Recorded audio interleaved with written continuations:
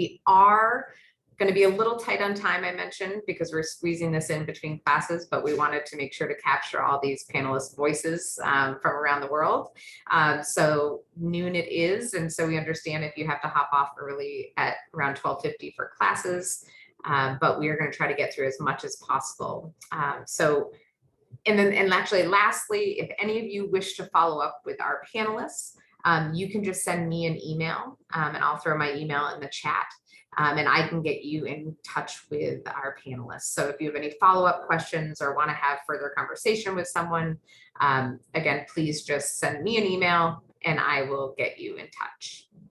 So I think that covers the logistics I needed to handle. And so I'm going to turn the mic over to Dr. Collins to continue moving forward. John. Awesome. Thank you, Sarah.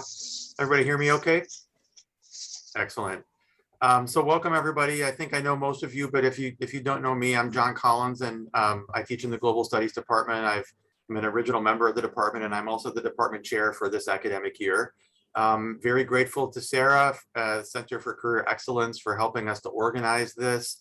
Obviously to our amazing panelists who are with us today, who you'll meet in a moment, and also to Iman, who's our moderator for today, and thank you for stepping up and being willing to do that work, Iman. Looking forward to a great session today. All of you should feel free to be in touch with me as well at any point if you'd like to do any further networking, and if I can help with that in my role as department chair, I'm always ready to do that. So I'll turn things over to Iman now. Hi everyone, my name is Iman. I'm a senior, double majoring in global studies and sociology. My interest area is in the media realm, so not quite sure where that'll take me, but graduate school is also on the forefront of my mind. Before jumping in, I did want to take a moment to thank everyone for taking time today to present and attend our first graduate school alumni panel for global studies majors. So I'm really excited to hear everyone's experiences. I also wanted to extend an invitation, but also a kind reminder that there is a LinkedIn group for global studies majors and alumni. It's an incredible resource to connect with one another and support one another in our journeys, which are constantly evolving. So if you haven't yet, I highly recommend checking it out after our panel. We already have come up with a few questions for our panelists, but they will be followed up with the opportunity to pose questions to anyone who is attending the event today. But I guess I'll turn now to the panelists. So would you mind sharing your name, your preferred pronouns, the clubs or jobs you partook in, and your journey post-SLU? Hi everyone, I'm Hannah. I'm a 2019 graduate, Global Studies and PCA major. My pronouns are she and her. While I was at St. Lawrence, the clubs I was involved in, class council, I was the treasurer, and also I was on the senior gift committee. I was the chair, and I was a member of gospel choir as well. And then my senior year, I worked in the study abroad office as the student liaison for the Jordan semester program. I studied in both Kenya and Jordan, and I worked in the peer tutor program as well. And then right after graduating, I went on to Georgetown University and just recently completed the Master of Arab Studies program there. And I'm almost 2 months into my new job now. I'm working at an international nonprofit organization on the advocacy team for Middle East and immigration policy. It's great to be with you here.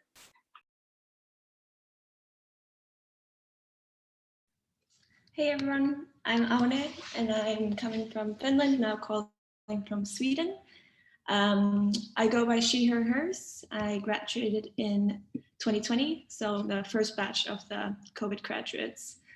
And at my time at St. Lawrence, I also was part of ViV News, still continuing with ViV News as a project manager, and also doing some of the communication stuff and social media stuff for ViV News on the side. I guess, yeah, most of you got my bio, so very quickly, I was also involved with TEDx, my study abroad France in my first year, and then in my junior year in Kathmandu, Nepal.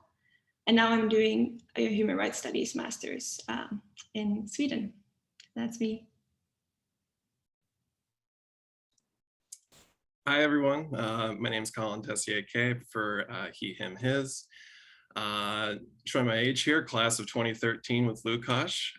Things might probably changed a little bit since I was at campus, but during that time, double majored in global studies and government.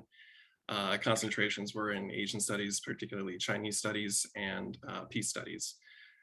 While there, I was the president of the Weave News for my junior and senior years. It was a very different organization then than it is now, and wonderful to see it continue. Also president of the Pi Sigma Alpha, Honor Society and Government and Democracy Matters organizations, which were matters very dear and near to my heart. And I spent 4 years in Thelmo as a senator while I was still there. After graduating, I ended up in Philadelphia working as an assistant director of admissions for the University of Pennsylvania. Did that for a couple of years, then decided I really wanted to go out west, moved to Seattle, Washington, where I became a project manager at a legal administration firm. And then to kind of bring it all full circle back to where I was an undergraduate, I'm now at Johns Hopkins SAIS, pursuing my master's in foreign policy and international economics, concentrating kind of at the intersection of international relations, conflict management, and human rights. Wonderful to meet you all. Hi everyone, I'm Rutendo. My preferred pronouns are she, her, hers. I am from Zimbabwe and class of 2017. While on campus, I was president of ASU, and my first year I was also a senator. I did other things which honestly I have forgotten what they're called, so I'll save your time. And I studied abroad in Trinidad and Tobago and did the France study abroad program. And then, sorry, I don't know what happened there. And then I also did a research project with the Global Studies Department in South Africa, which sort of then led me to my master's program. And currently I'm doing a PhD at the University of Oxford, where I study social media and democracy. Hello, everyone. Greetings from University of Nebraska-Lincoln, when I do my PhD in political science and human rights and humanitarian law. And while at SLU, I had a great time of being part of the Weave News, the local Amnesty International, and of course, the Global Studies major, where together with Professor Jamin, we did amazing research projects on the Polish transformation from communism to the neoliberal democratic regime that inspired my further experience and also inspires me today. I did study abroad in France, China, and India, also together with Professor Jamin. And after graduation, I moved to the legal degree where I achieved a master's in international law and also started to work with the different NGOs in human rights and humanitarian field, but then hit the early mid-age crisis and decided to pursue my PhD and learn more about what I'm doing. And I forgot the important thing. My name is Lukasz. I come from originally from Poland, and my pronouns are he, him, his. Thank you, everyone. It's really heartwarming to see so many alumni come in one space together. So I'll jump into the questions. So the first one is, what role did your positionality play in influencing your decision in pursuing a global studies major and the graduate program you selected? So if there are any immediate thoughts, feel free to jump in.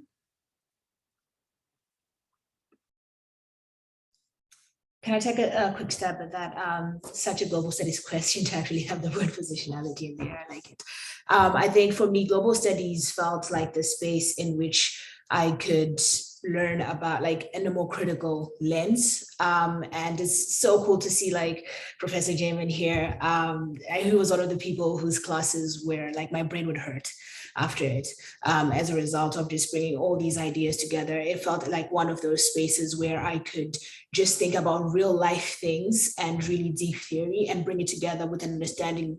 And my experience was not sort of discounted as it was, or it felt like it was in other departments.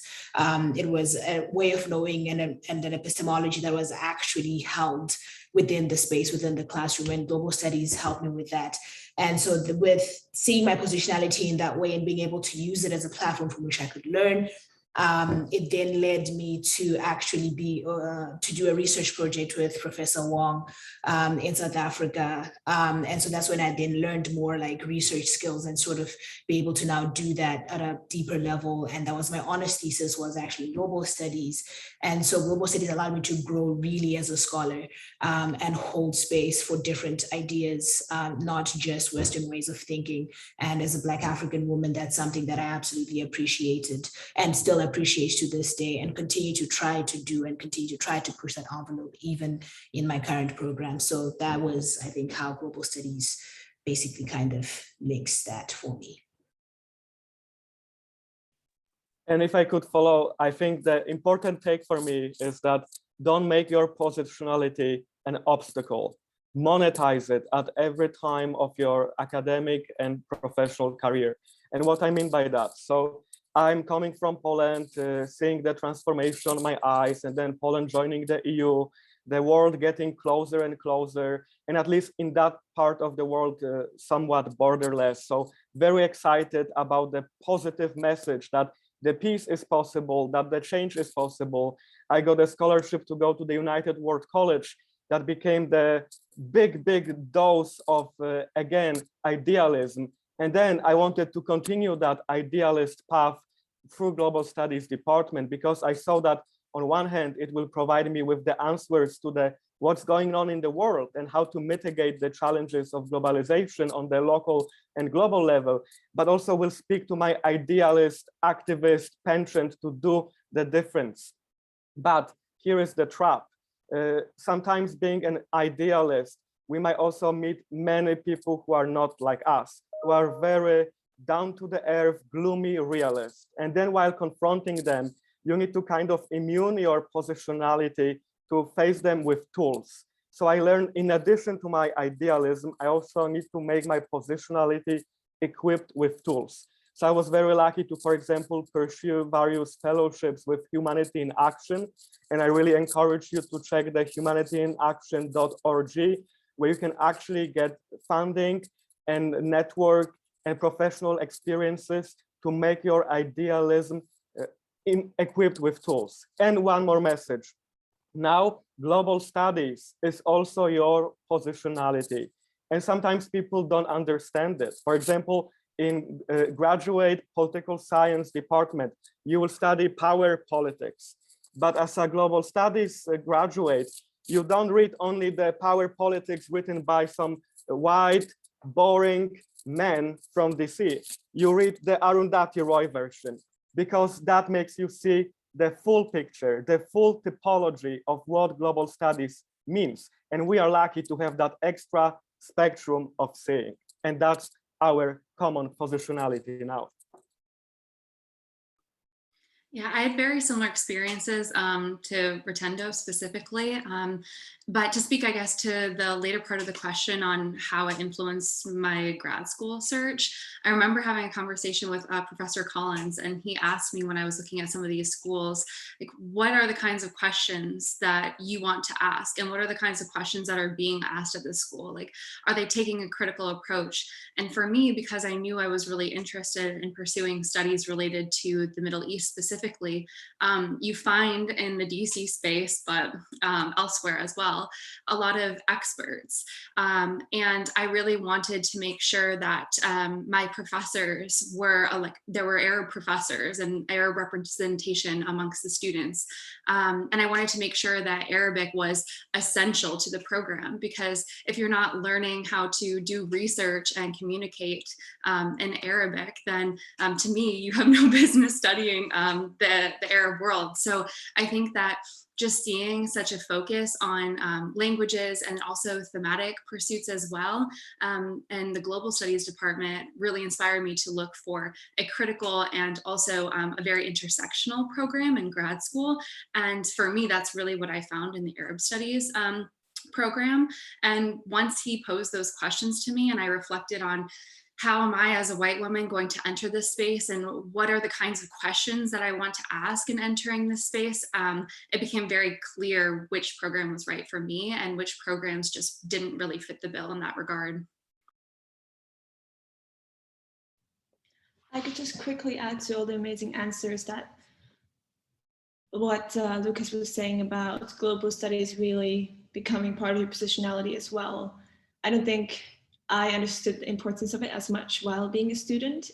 It was only afterwards when I realized it was a really high standard of being critical, no matter the topic, and really trying to seek out different perspectives, even when your professors in my new program aren't sometimes providing them, but then the global studies in me will seek those answers that we were taught to look for.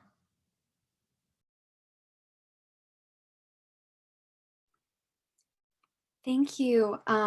It was really nice hearing how I think within the Global Studies department, it was, from what I understood, it not only creates the space for your positionality to be heard and seen, but also it becomes a part of your identity that can also like benefit you in the long run.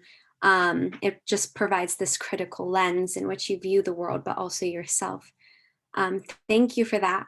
Another question we wanted to ask is, how is global studies regarded by communities outside of SLU, whether that's your graduate program or your workplace? So I guess the lens in which the outside world views your positionality in terms of global studies.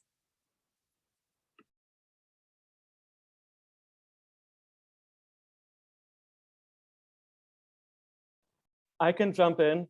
So I think it's sometimes like, very often, either it is global studies or discrimination or anti-genderism. It feels like in this world, we have to sometimes deliver this 101 every day, like 101 global studies, 101 anti-discrimination, 101 equality, social justice, etc. And it's fine. And we are equipped to do that because of John Collins, because of Professor Jayman, because of other wonderful faculties we have. And I think because of being equipped, I could nicely explain to other people that my spectrum of seeing is a little bit broader. And when we talk about the war in international relations, I also think about the humanitarian aid and development aid and peacemaking, that war is not ultimate goal as it is, for example, for some IR scholars. And I think that's so wonderful that our typology is so much broader. But again, there will be people who will totally not understand you. So you don't need to worry that much about them, because with global studies, I learned important message. When people think about, oh my gosh, tenures, oh my gosh, the post-grad school job market is shrinking. Oh my God, I need to publish. The global studies alumni thinks about service, about meeting other people, about attending human rights events. And that's your benefit, because you meet people, you cooperate with them, and then you publish with them. And you build your network. So your positionality to the outside world sometimes might be misunderstood, but it's definitely always in your favor, and you can make it in your favor. It's often like this hidden skill or tool you can use, because you're really able to understand people. So I'm doing a very interdisciplinary master's right now, where you have people coming from more international relations, some coming from anthropology, some coming from sociology. And we are kind of taught to put those already together in the studies we're doing. So I think it's also not only how we are regarded, but often I also get shocked by how in some undergrad programs you're only taught to look at the world through a very, very narrow lens. That wasn't really the question, but I thought to give that contrast there as well. Yeah, if I can kind of expand on what Lukasz and all of you guys have been saying, at least in terms of the last question as well, I think one of the things that really sets global studies majors apart in mostly graduate programs, but also professionally, is not only that cultivation of multiple perspectives, but we approach issues from an interdisciplinary mindset, right? So you have a lot of students who are graduating right now with traditional political science backgrounds or economics backgrounds, and those are all wonderful things to have. What global studies does extraordinarily well, and certainly with professors here, is it combines all of those into a single discipline within which you can understand how each of these concepts play within and off of each other. And I think in terms of how graduate programs look at you as a viable student, and certainly professional experiences, that's something that's going to be absolutely critical to how you perform in those positions, and certainly how professors and fellow students will approach you. I think a great example of that is, let's see, pick from recent events, you know, a lot of courses now in my semester are focused on the recent events in Afghanistan and the US withdrawal. And it's important to, when you approach conversations like that, realize that up until now, that entire discourse has operated within a military mindset.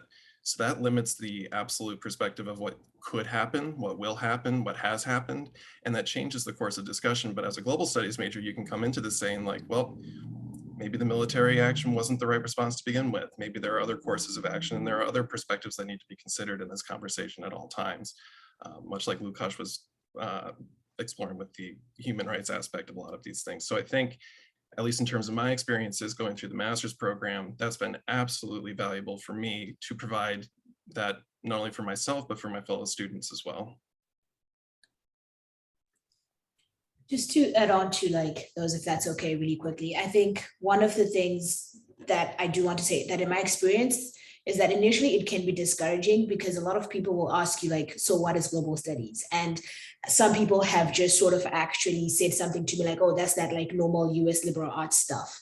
And I'm just like, hold up, this is, you know, just because they don't know what, I mean, now it's becoming a lot more common as a phrase, but even just the level at which, I think I agree with Aune, like I underestimated the level at which I had engaged with certain thinkers until I realized when I was participating in class and doing a lot of things that actually a lot of my peers had no clue that it was possible to integrate all of these ideas. So just a really like important tip, I think, when you are applying for graduate programs is when you talk about your global studies experience, to try and pick out very specific experiences or theorists that you've engaged with and how you've used them, or topics you've looked at and how you've actually like been interdisciplinary in that approach. Because just leaving it at global studies, I mean, at least for me, because I went from the US to a UK system, I had to do quite a lot of translation for people to actually see the breadth and depth of the global studies program.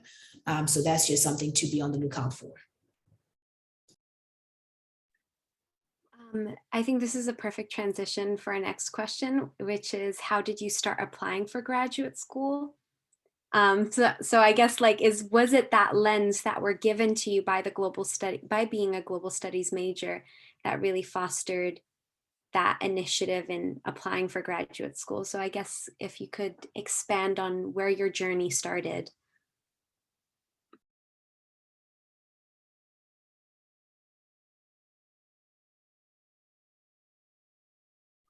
I can start.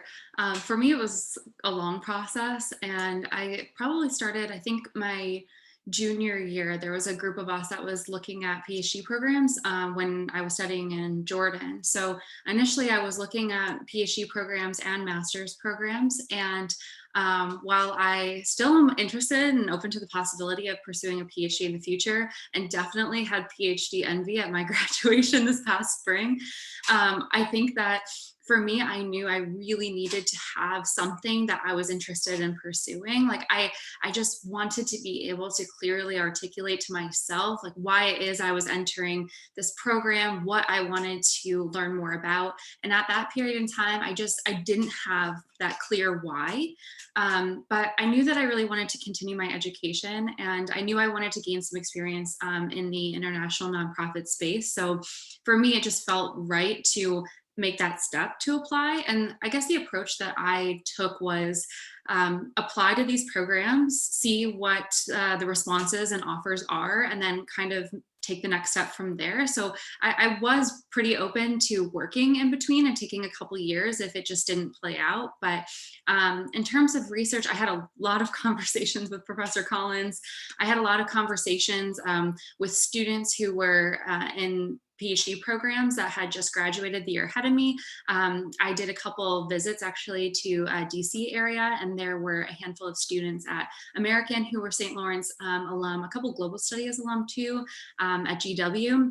And I had conversations with them. And I think that right now, because everything is virtual, that's even more accessible. Like I physically drove down to DC to have coffee with them. So I would really encourage that too. And as nerve-wracking as it was for me, I also just cold emailed professors whose work I was really interested in at some of these universities and said, hi, I'm Hannah. I explained a bit what my thesis was about and some of the research that I had done. And I think that was a really big hook. And I very clearly connected to them how my research interests really aligned with the work that they had done, demonstrated that I had actually read some of the work that they produced.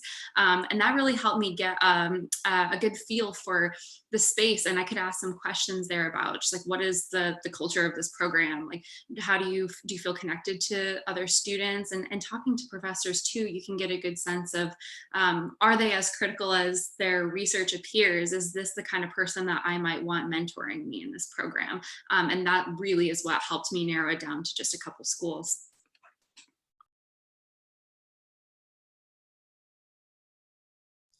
I just want to chip in and say that I think my approach was a little bit, speaking of positionality, I've said this, I'm from Zimbabwe, and I also do not come from a rich family. And so my factors, in as much as interest makes sense, is also where can I get scholarships, funding, and what allows me in terms of visas and papers. So I don't know what people's situations are, but I think I just want to say that it's also okay to kind of consider some other pragmatic aspects. And so for me, my master's was actually something I was not very interested in doing, but it was 1 year, it was a means to an end, and I was clear on that. So I was clear on, I had a full scholarship to go to the LSE to do women, peace and security, which was not what I wanted to focus on, but I knew that I could use that place and space to then drive towards a very specific area that I want to do.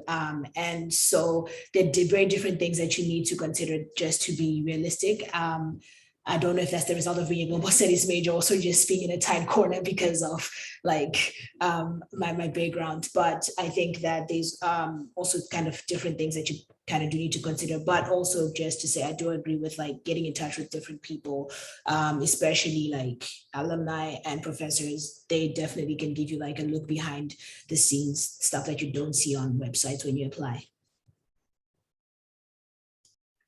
On that note, I know finance can often play a role in hindering a student from applying to graduate school, whether it's a master's program or even a PhD. So I wanted to ask, what should students know about paying for graduate school? What helped you?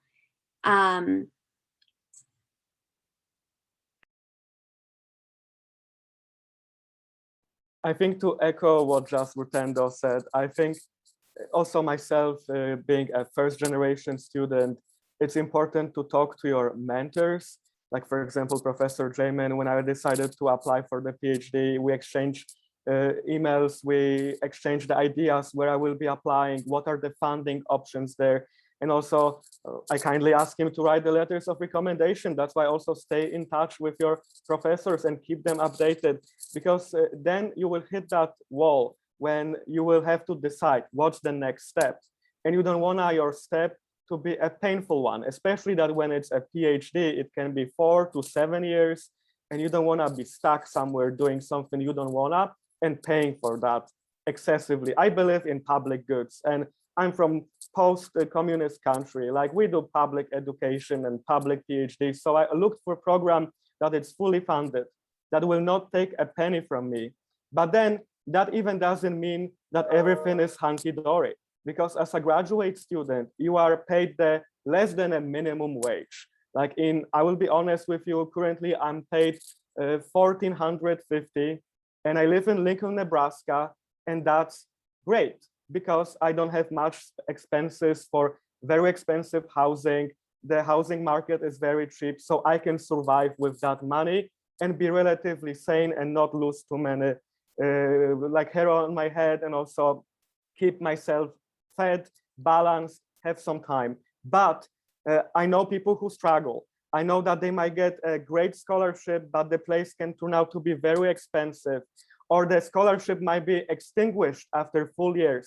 So be sure, as also Rutendo said, to communicate with your intended program, with the graduate director, how this funding really works. Is it for the entire 5 years, or it's only for 3 years? And what's actually the area you're gonna live in? Because you might get 1,800, but also pay 1,900 and then be in troubles.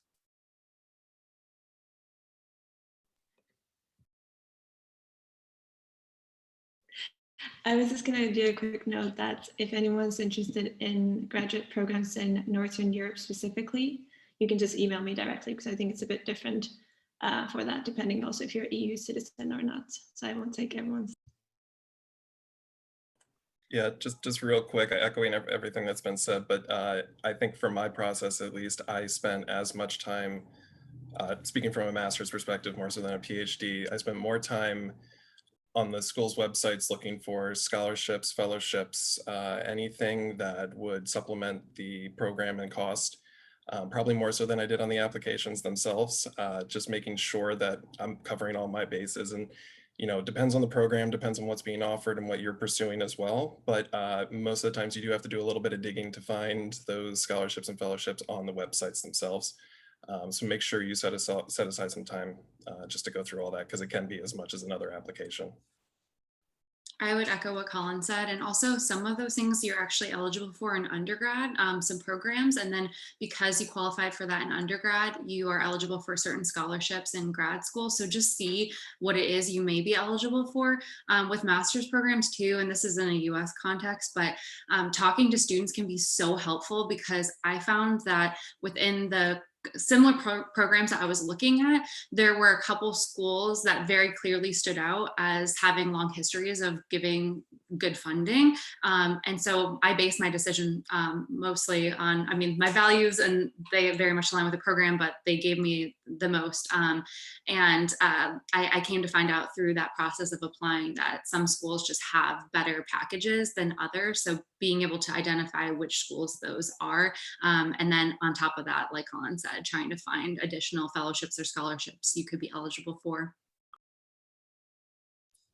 Am I allowed to do like, can I say something really, really quickly as well?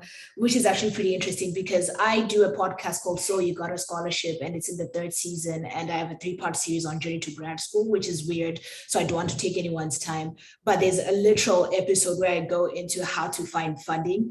I'm sorry to be that person, but I just don't want to waste your time and say something I've said elsewhere. So I can share that link with Sarah if anybody's interested, but also if anybody's looking to leave the US, to get in touch, because I think there are very many different like skills that we can like go into and how to get funding, because it's very essential that if possible, even if you can, you don't pay for it. That's just my belief. Thank you. If you could write the name of your podcast in the group chat, that would be wonderful. Oh, thank you, John. The next question I had was, what did you wish someone told you before you started graduate school? So I guess more of a reflection question, looking back, were there any insights or thoughts that you wish you had kept in mind when you were applying or going through your graduate program? For me, I think it was, you know so much more than you think you do. And I think everyone gives you advice. I did an internship at Brookings the summer leading up to starting my grad program. And everyone gave me the advice of like, you're going to experience situations where you feel like you're not deserving of being in that room. And of course, it's a whole different conversation too about like recognizing your positionality and like when you should and shouldn't speak, but just the fear of being afraid to contribute at all, or thinking that, like for me, I went straight from undergrad. So I had a lot of peers who worked for 5+ years and were bringing that experience into the classroom. But that first semester was really hard for me to not feel imposter syndrome. And I think I told myself like, oh, you know, I'm recognizing that this is going to happen. I'm pushing past it. But when I see my contributions that first semester, like my writing, I feel like really reflected my best work. But my in-class contributions, I would take notes so thoroughly. I would try to time it just right. And there's a lot of men in my program too. So that was something that I felt was very intimidating. But by the second semester, I really started to recognize we all have our limitations, and I have a very specific skill set. I have very specific experiences, and I can contribute to this space. So just being patient with yourself if you feel like your performance is a little off initially, but recognizing that you do have meaningful contributions no matter what space you're in, and you will find a way to have that value add eventually.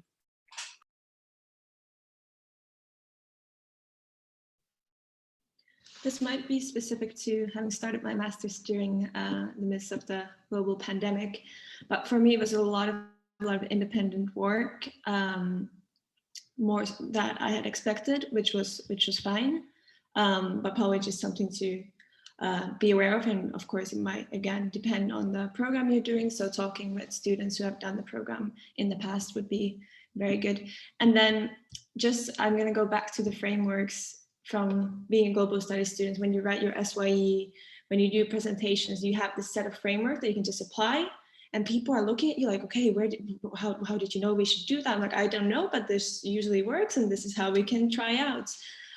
So I think there's so much value in what we learn, and it's one of those things where you just often realize it after it's in the past. So try to get as much as out of the classes as you can, because they will be valuable, probably even more valuable to you after you leave St. Lawrence.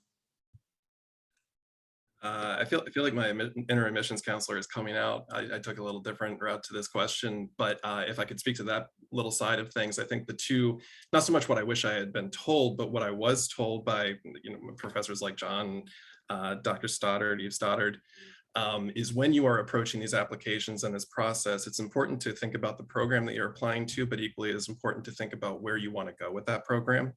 And certainly post-graduation, whether that's speaking more to the master's side of things than a PhD for the context here, is that going to be a career and policy focus? Is it going to be pursuing a PhD in further education and then teaching and certain things like that?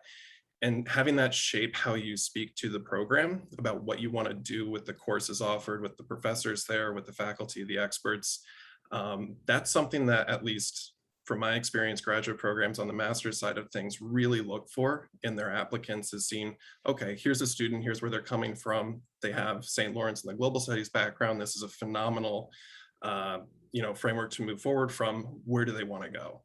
And I think what they want to hear is that from the program that you're applying to, here's what I'm going to do to get to where I would like to go. And it's never the case that you're going to be siloing yourself into one outcome versus another. All of these programs are going to be able to equip you, just like St. Lawrence has, for anything that comes your way.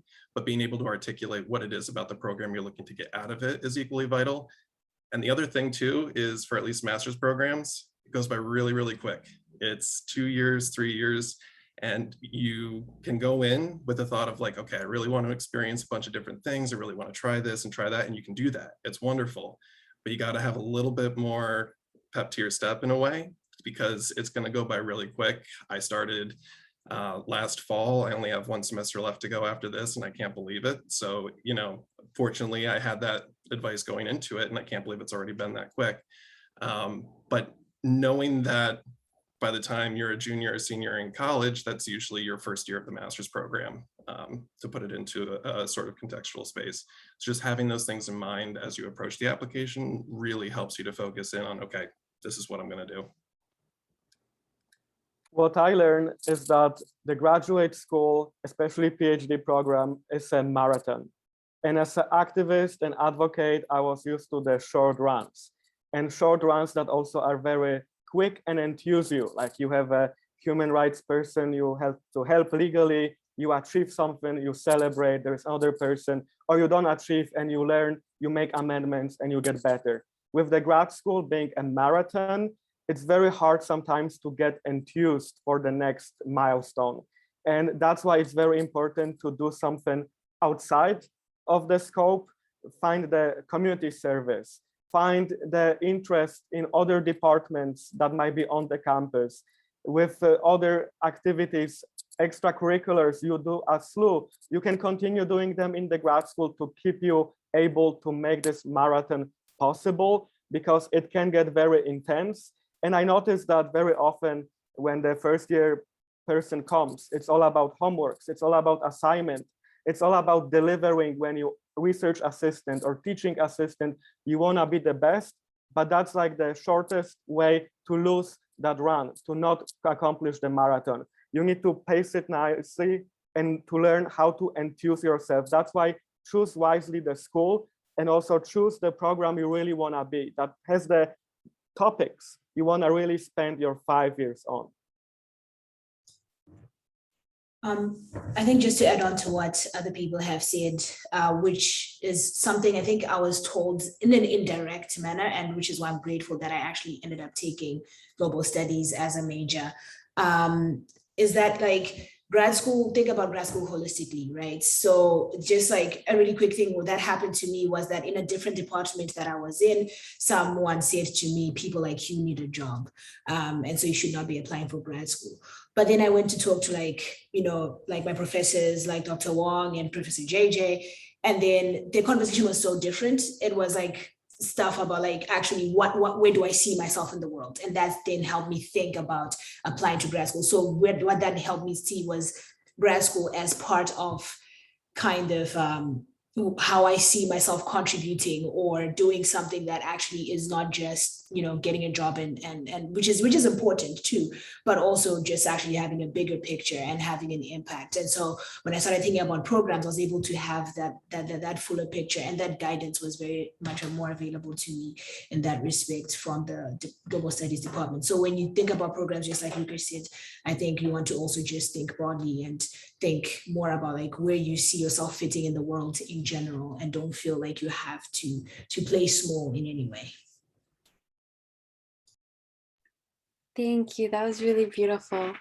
I know throughout our conversation just now, we talked about mentors or the individuals that really helped you, guide you as well along your journey. So I was wondering how you found your mentor and what role did they play in your journey after SLU?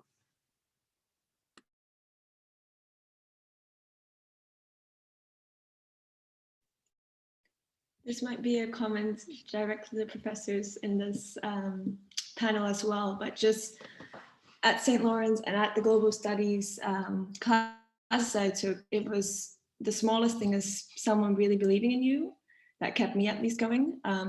And it's the smallest things, but at the same time, it really pushed me and made me accomplish what I did. So yeah, connect with your professors now, either it's in your undergrad or in your master's program or your PhD, and put that extra effort in because they are also giving time to you. So yeah, that's my tip. And thank you. I think for me, I just want to agree and say that I think I didn't find my mentors, my mentors found me. I was not actually going to do a global studies major. And I think just be willing to listen. I think there was a tag team that happened between like Dr. Wong and Dr. JJ when I was not a global studies major, but I listened. And initially I was like, you know, I don't understand what they're saying. What is global studies? But I cannot tell you how grateful I am that I listened.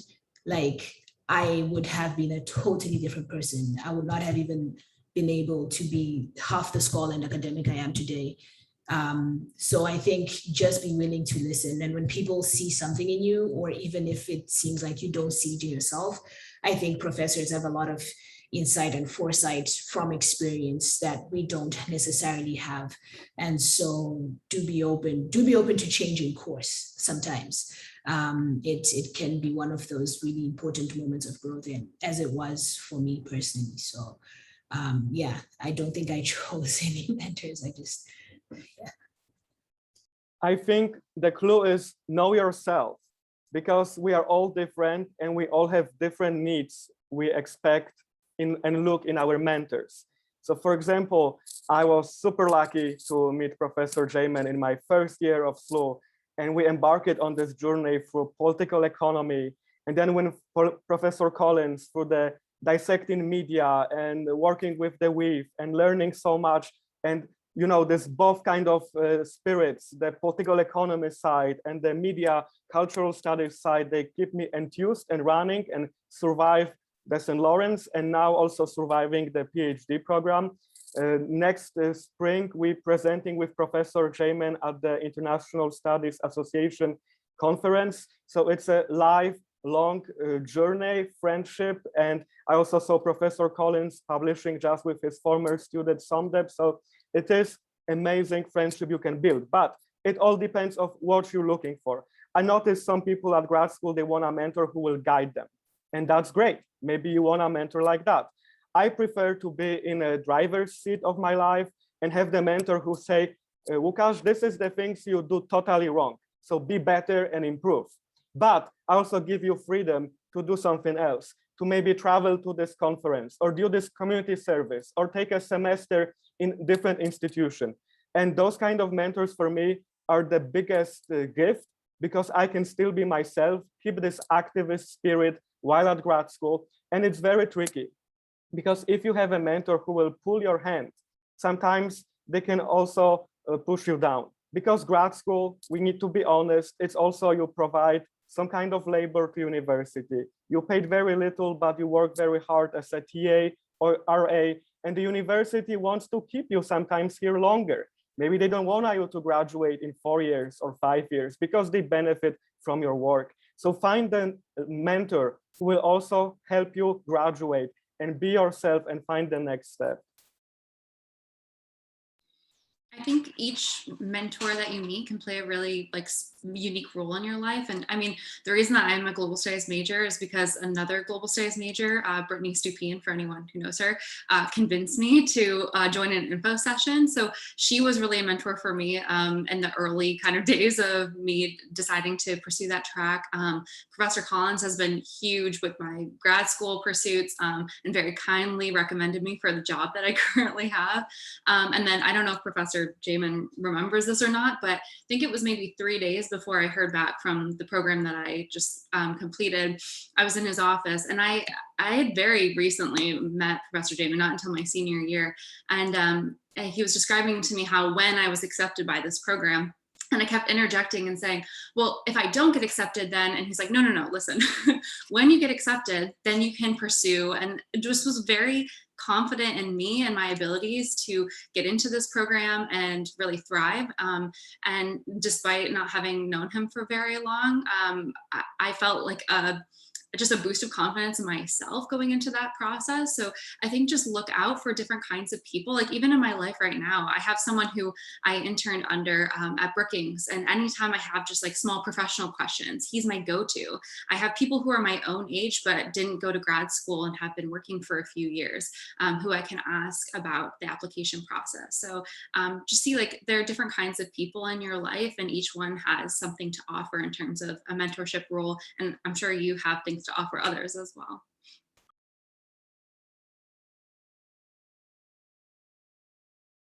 Thank you so much. I feel the inclination to also extend gratitude to the whole Global Studies department as well, because I would have never expected myself, I haven't even graduated, but I would have never expected myself being a Global Studies major. So for our final question, I know that this is a really big umbrella term, our umbrella question, so it can be interpreted and answered differently. But what are some learnings you have gained from graduate school? And of course, our positionality shapes the experiences we go through, so it won't be the same for everyone. But what were there some key learnings that stood out to you?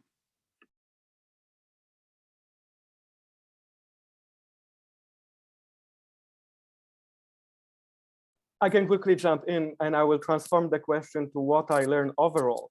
So we are the people from the global north, and there is a certain privilege, like people in the global south have to fight for everyday survival. We live in the abundance of opportunities, especially like young, privileged to more or less extent people. The only limitation are the networks and resources, for me at least. Like being a first generation student, not having much money to pay things, to do like some great internships. So find the people who will empower you and who you would be able also to learn, because those people will become your lifelong network. And also find the places that will provide you ideas and tools. The St. Lawrence United World College gave me amazing ideas and gave me this toolbox that I could go to the world, but I also needed the hard skills toolbox, which was the law degree, which was the fellowship with the European Parliament. So try to offset your idealism with the toolbox of other stuff that will make you also marketable in this awful neoliberal world, because at the end, we need to survive to make this world a better place. And I know you will do it. And if you have any follow-up questions, just email me. I'm email right away. I would say that I really learned that you can incorporate and hold close to your values, and like, despite whatever audiences you're in front of and whatever tasks you're presented with. Just to give an example, I was in a course titled Gender and Terrorism, and I felt very uncomfortable in a lot of the conversations that we had and some of the assignments that we were given. And for our final paper, we had to talk about kind of one strategy for countering violent extremism. And some of the proposals that students presented in class, I just didn't really resonate with me. The lens that they were looking through, again, made me feel really uncomfortable. And so I started to rethink, like, how can I write a paper that really meets the criteria of this professor, but also really hold strong onto my values and the critical lens that I have. And so I wrote a paper I was talking about Israel and how occupation is a form of terrorism. And so by countering and dismantling the occupation and liberating Palestine, that was a legitimate strategy for countering violent extremism. And I laid out my reasonings why. Now, the professor was not anticipating that at all, but she approved my proposal, and we had a conversation after. And it went really well. I felt really strong about that paper, and I felt really good about just sticking to my values and approaching a paper on the Israel-Palestine conflict. And so I would just say overall, I really learned how to continue holding on to who I am and what I believe in, and the lens that I take when approaching the region, but also the world, and really embedding that into my research and how I speak to people. I'm just going to go off of that. When you asked the question, I put my head down because I didn't know how to word it. And thank you, Hannah, for being that eloquent, because for me, it was just, I learned that we have work to do. You are in global studies classes and, you think, oh, the world's people are thinking, things are happening. You go to grad school and you realize, boy, oh boy, do we have work to do. And it can be disheartening, but I think I also learned the power of just because we have work to do stick by your values, and also your values and your identity, your knowledge matters. Even if you might think that it doesn't, even if you're afraid that it probably won't be taken seriously, it really does matter. So whatever question you want to ask, whatever path you want to pursue is just as important as what seems like the norm and what seems very much more common. There's still a lot of work to be done. And I think it's totally we need definitely more people to be doing that. So, yeah.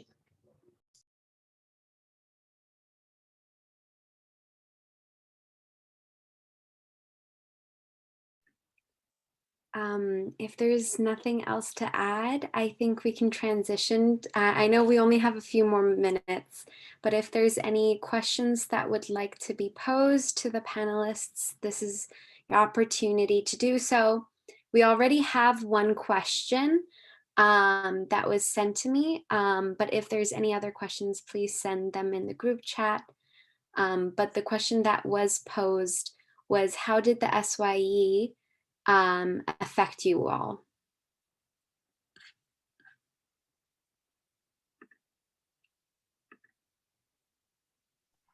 SYE became a cornerstone for me because it's the first time you learn this research toolkit that is applicable, like in the real scenarios, when you actually put the hypothesis, when you look at the variables and look at the outcomes in the normative or descriptive claims. So I took the research methods with Professor Collins and did my SYA with Professor Jamin. We traveled, did the field work. That was the first time I could feel like a scholar. And that's like a very enabling experience.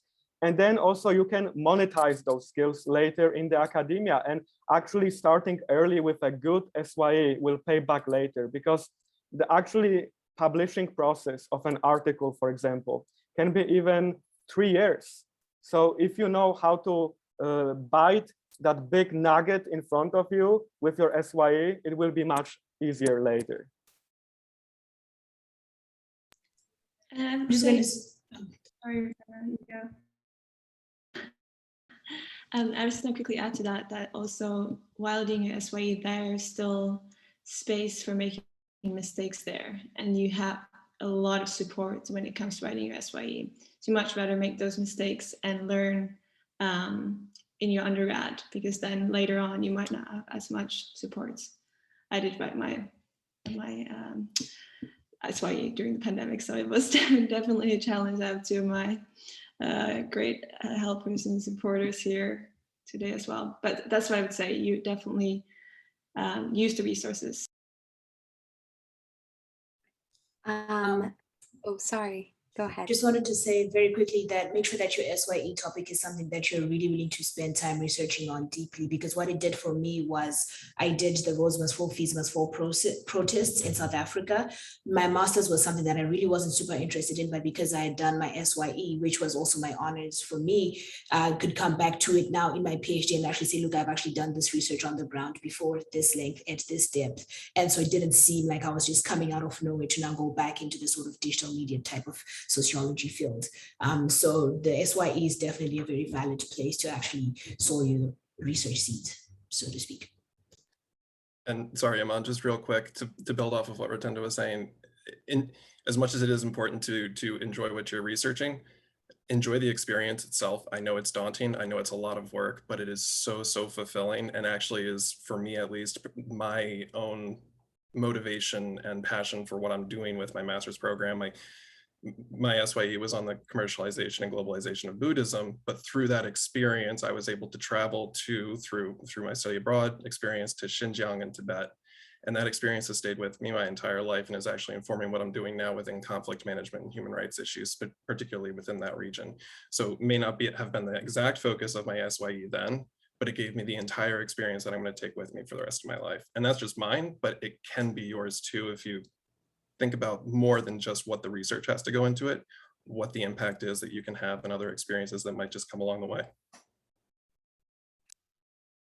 Can I just quickly, Iman, add to what Rutendo reminded me of? Really think of it as a small piece of a larger cake you're gonna build during your life, or whatever metaphor you want to use, because with the idealism that Lukasz has been talking about with global studies, you have these great big ideas and then it just feels a bit impossible in your undergrad, but this is just a small step, just a small part of that big idea, and then you will have other opportunities when you can come back to that. So just keep that mindset as you are. Thank you. And I don't want to cut anyone short, but we're getting to time really closely. There is one more question, which is, how did you all figure out that pursuing graduate school was the right decision postgraduate? And this was posed by Sabra.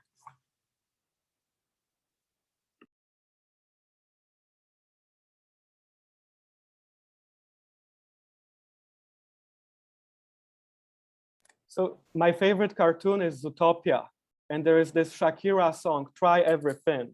And I think, as I said, being in this global north, privilege, etc., there's many things we can try. And sometimes it's too late because some things have a termination date. Like you can apply for this fellowship only if you're under 30 or 25.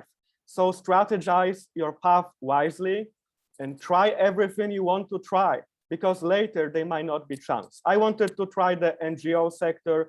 I did it. I'm very happy. My CV is happy about that. And then I hit the kind of NGO crisis. I decided to join the academia.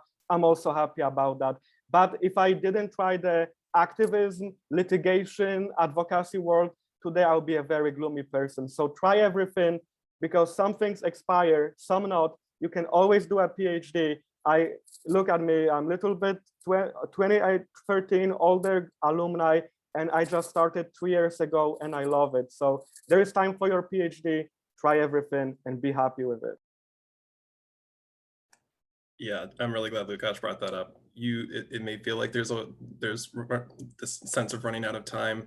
And actually, to be honest, that was a heavy motivator for me, because a lot of the programs I was looking at capped off at 30 for a lot of the support fellowships and things like that.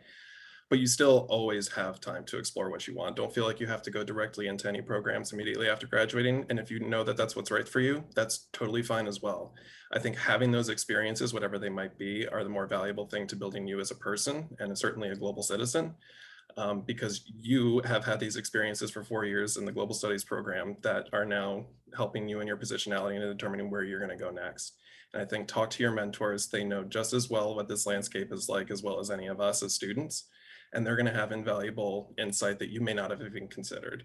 But I think, to echo what Lukasz was saying, don't feel too rushed. You have time, live your life, enjoy it to what you can. And I guess to add my own little personal bit, I think what always came back to me was global studies always equipped me with that passion and motivation that no matter where I went in my life, I always had this calling back to advocacy and policy impact. And that, along with the age consideration, is really what kind of pushed me over the edge to start applying these past couple of years, and never too late to do it.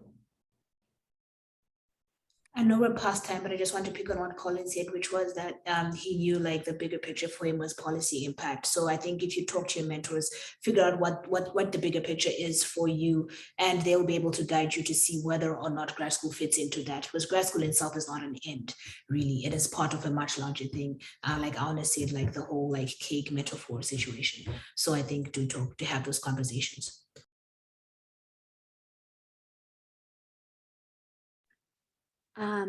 On that note, I know John will jump in really quickly, but thank you everyone for coming. And thank you for the panelists for making the time and sharing your experiences. This has been so valuable, and I personally will probably follow up as well. But I know John would like to say something. John, would you like to jump in? Yeah, thanks. And first of all, Iman, wonderful job as moderator. We're all super grateful to you for taking that work on, leading us through this conversation. This is the first time I've ever done anything like this. And it's not going to be the last. When Sarah and I put this panel together, we started with a pretty lengthy list of alums, because we have this amazing network of global studies alumni who are out there. And you pick any 5 of them, and you've got an incredible conversation that you're about to have. Right. So I just want to give a quick shout out to, there's some other alums who are with us today. I see Sean is here, Blair is here, Walker, I think, was here earlier. So you may be hearing from some of these folks at future events. We've already been talking about this within the department. So quick plug for the LinkedIn group as well. It's a great resource, especially if you want to find out, I'm interested in this program. Has anybody gone there before? Has anybody been through this process? I'm looking for advice on X, Y, or Z. That's what that group is there for. So please take advantage of it. And lastly, just one more round of applause for our panelists today. We know that your time is valuable. Giving back to the department in this way, we're so grateful for it. And so thank you from the bottom of our hearts.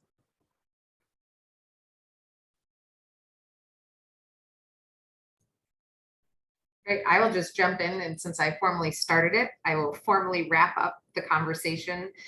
This has been really wonderful, and I'm glad to be part of it and supporting this effort. So as others have already mentioned, thank you. Logistically, I'll have this recorded. If anyone has concerns, let me know. If you would like the link to it, I can do that as well. Or if there's any students in the session who would like to follow up with our panelists, again, be in touch with either Dr. Collins or myself, and I'm sure we can get you in touch with these fabulous alumni. So thank you, everyone. We squeezed a lot into 1 hour. So job well done, and thank you, and have a great rest of the day.